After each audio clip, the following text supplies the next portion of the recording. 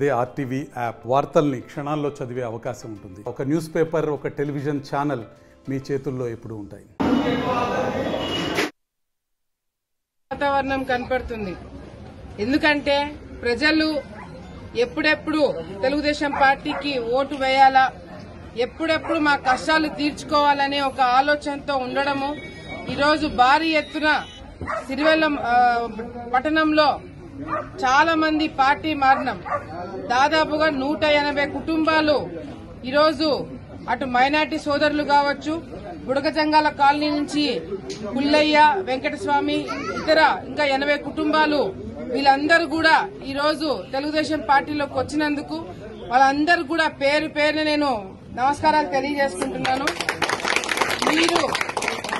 మీరు ఎన్ని ఇబ్బందులు పడినారో, ఎన్ని కష్టాలు పడినారో ఇవన్నీ కూడా నాకు ఇందాక చెప్పడం జరిగింది. ఏదైతే ఈ ప్రభుత్వం వచ్చిన తర్వాత మాయమాటలు చెప్పి మీకు రోడ్లు వేస్తాం, ఇల్లు ఇస్తాం, అవి చేస్తాం, ఇవి చేస్తామని చెప్పి ఈరోజు ఏ పని కూడా చేయకుండా మధ్యలోనే ఆపేస్తున్నారు. బుడగజంగాల వాళ్ళకైతే నేను గతంలో మంత్రిగా ఉన్నప్పుడు కూడా అసెంబ్లీలో వీళ్ళకి క్యాస్ట్ సర్టిఫికేట్లు ఇవ్వట్లేదు ఈ ప్రాంతంలో అని చెప్పి అసెంబ్లీలో కూడా మాట్లాడడం జరిగింది. కానీ ఈ ప్రభుత్వం 5 సంవత్సరాలు అయింది వచ్చి ఇంతవరకు వాళ్ళ బాధని పట్టించుకోవడం పక్కన పెడితే వీళ్ళకి కావాల్సిన పనులు కూడా చేయలేకపోయినారు. తప్పకుండా రేపొద్దున మనం అధికారంలోకి వచ్చిన తర్వాత అన్ని విధాలుగా మీకు సహకరిస్తాము, అన్ని విధాలుగా మీకు పనిచేసి పెడతామని నేను వాళ్ళకి భరోసా ఇవ్వడం జరిగింది. వాళ్ళు కూడా మా మీద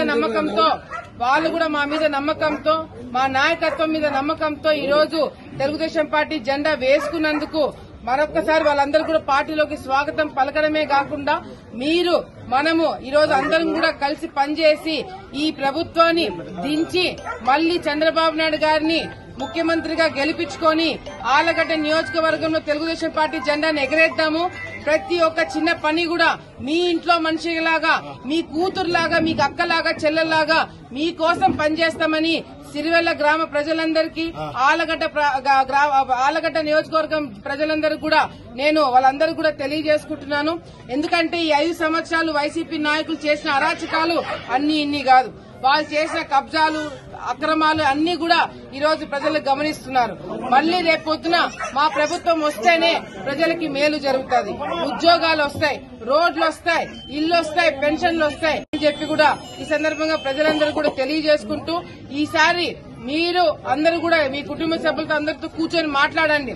ఎవరైతే మనకి పనులు చేశారు, ఎవరైతే మనకి కష్టకాలంలో అండగా నిలబడినారు, ఈ 5 సంవత్సరాలు మన కోసం పోరాటాలు చేసింది ఎవరనేది ఆలోచించుకొని పనిచేసే వాళ్ళకి ఓట్లేయాలని చెప్పి కూడా ఈ సందర్భంగా తెలియజేసుకుంటూ మరొక్కసారి ఈ రోజు మా మీద నమ్మకంతో పార్టీ మారిన, పార్టీ కండువా వేసుకున్న ప్రతి ఒక్కరికి నేను చేతులెత్తి మొక్కుతున్నాను. మీరు నా మీద పెట్టుకున్న నమ్మకాన్ని తప్పకుండా నిలబెట్టుకుంటానని ఈ సందర్భంగా వాళ్ళందరికీ నేను మాటిస్తున్నాను. మరిన్ని వీడియోస్ కోసం ఛానల్ ని సబ్స్క్రైబ్ చేయండి. లేటెస్ట్ అప్డేట్స్ కోసం వాట్సాప్ ఛానల్ ని ఫాలో చేయండి. అండ్ లింక్ డిస్క్రిప్షన్ లో ఉంది.